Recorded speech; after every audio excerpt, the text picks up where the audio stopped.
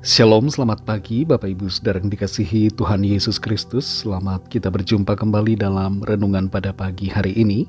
Kita bersyukur karena Tuhan yang baik selalu memimpin kita dan melimpahi kita dengan kebaikan-Nya. Sebelum kita mendengarkan renungan firman Tuhan, mari kita berdoa. Bapa di sorga, Bapa dalam nama Tuhan Yesus Kristus, Bapa kami yang baik yang selalu mengasihi kami bersyukur untuk berkat penyertaan Tuhan, perlindungan Tuhan dari malam hingga pagi ini. Terima kasih untuk kesempatan baru di hari baru ini. Kami percaya Tuhan sediakan perkara baik buat kami. Saat ini kami mau mendengarkan kebenaran firman-Mu. Urapilah kami supaya kami mengerti dan mentaati akan setiap kehendak-Mu. Dalam nama Tuhan Yesus kami berdoa. Haleluya, amin. Saudara yang dikasih Tuhan, ayat firman Tuhan saat ini terdapat dalam kitab Bilangan pasal 5 ayat 29-30. Tertulis demikian. Itulah hukum tentang perkara cemburuan. Kalau seorang perempuan telah berbuat serong dan mencemarkan dirinya, padahal ia di bawah kuasa suaminya. Atau kalau roh cemburu menguasai seorang laki-laki, sehingga ia cemburu terhadap istrinya, ia harus menghadapkan perempuan itu kepada Tuhan, dan imam haruslah melaksanakan seluruh hukum ini kepada perempuan itu. Saudara yang dikasih Tuhan, kasih melebihi dan mengatasi rasa cemburu. Cemburu buta atau apapun istilahnya tidak akan mengenakan dan tidak akan membuat nyaman relasi di dalam kehidupan rumah tangga. Kasih dilandasi rasa percaya, sedangkan cemburu tidak. Tidak jarang kecemburuan yang tidak terkontrol menjadi penyebab konflik dan malapetaka di dalam rumah tangga. Setiap kita perlu menjaga hati kita supaya tidak perlu dikuasai rasa cemburu, tapi lebih mengutamakan kasih Tuhan. Bilangan pasal 5 ayat 29-30 ini merupakan bagian dari perikop yang mengatur tentang situasi dan perkara cemburu dari seorang suami kepada istrinya. Kalau kita membaca aturan yang ada, mungkin di satu sisi ada kesan ketidakadilan terhadap perempuan, karena aturan ini hanya berlaku pada perempuan saja ketika suaminya cemburu, dan tidak ada aturan ketika istri cemburu kepada suami.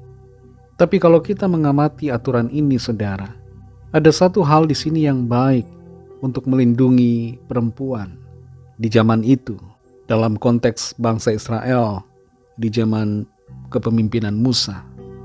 Hal yang baik dari aturan ini adalah agar suami tidak sembarangan cemburu terhadap istrinya dan kemudian melakukan tindakan sewenang-wenang atau sikap menghakimi sendiri terhadap istrinya yang dia pandang melakukan tindakan perselingkuhan atau telah berbuat serong. Tuhan mengatur perkara cemburu di sini supaya setiap suami tidak melakukan hal-hal yang buruk terhadap istri yang dia cemburui. Dan Tuhan sendirilah yang akan membalaskan sikap ketidaksetiaan dari istri apabila istri memang tidak setia. Mungkin ada di antara saudara yang bertanya, mengapa aturan ini hanya berlaku untuk istri saja? Bagaimana jika suami yang berselingkuh atau berbuat serong? Dalam Imamat pasal 20 kita membaca aturan bagi laki-laki yang kedapatan berzina dengan istri orang atau dengan perempuan lain. Dan aturannya jelas, sangat fatal, saudara. Suami atau laki-laki yang berbuat serong atau berzina, hukumannya adalah hukuman mati. Jadi setiap orang, laki-laki atau perempuan, suami atau istri, sama-sama bertanggung jawab atas setiap dosa perzinahan. Setiap orang bertanggung jawab atas dosa yang dilakukan. Dan sekalipun orang tidak dapat melihat dosa yang dilakukan di tempat tersembunyi, tapi Tuhan melihat dan mengetahuinya. Apa yang menjadi pesan buat kita, saudara, melalui ayat firman Tuhan ini? Agar kita setia selalu di hadapan Tuhan. Setia terhadap pasangan hidup kita, setia dalam hal-hal kecil, setia dalam segala perkara. Setialah di kantor, di tempat kerja, setialah di lingkungan komunitas di mana kita berada, setialah di lingkungan pergaulan, setialah di lingkungan studi, dan dimanapun kita berada. Setialah di dalam negeri maupun di luar negeri. Mungkin ada yang bekerja sebagai pekerja migran Indonesia, atau mungkin saudara adalah ekspat Indonesia yang tinggal di luar negeri. Jadilah setia, setia kepada Tuhan, setia kepada pasangan hidup. Sekalipun mungkin sementara waktu berjauhan, jadilah selalu pribadi yang setia.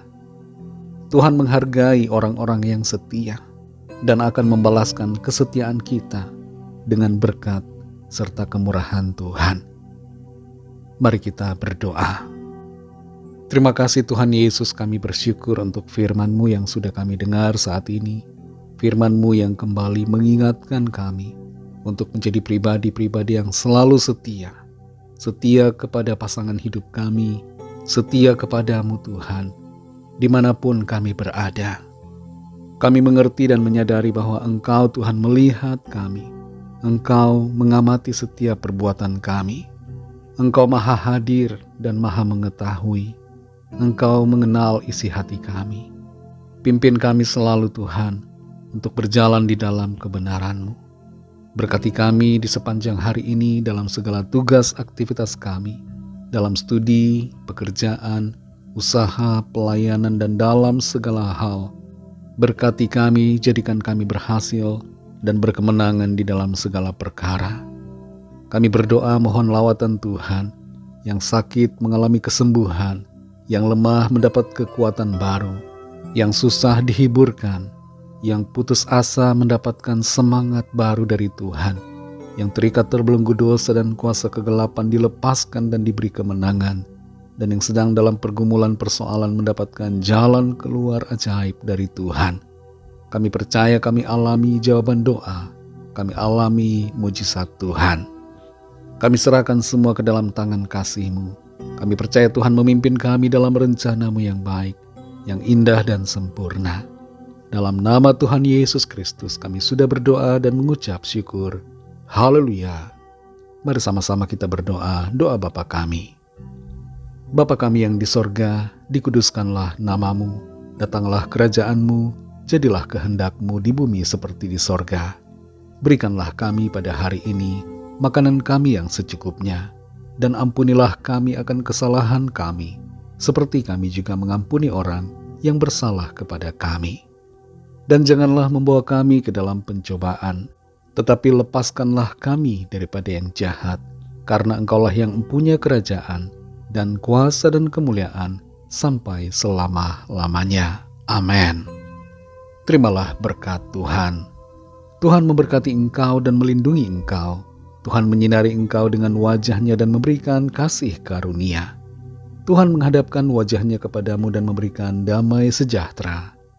Berkat dan anugerah Allah Bapa, kasih karunia dari Tuhan Yesus Kristus, dalam persekutuan dengan Roh Kudus, menyertai kita semua, sekarang ini dan sampai Maranatha Tuhan Yesus datang kembali, dan bahkan sampai selama-lamanya.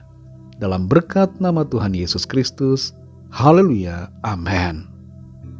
Puji Tuhan, saudara yang dikasihi Tuhan, saya percaya firman Tuhan menjadi berkat dan kekuatan buat saudara semua, dan Roh Kudus akan menolong saudara untuk lebih lagi memahami kebenaran firman Tuhan dan hidup selalu dalam kemenangan. Tuhan Yesus memberkati saudara semua. Selamat beraktivitas dan sampai jumpa dalam renungan yang berikutnya. Haleluya.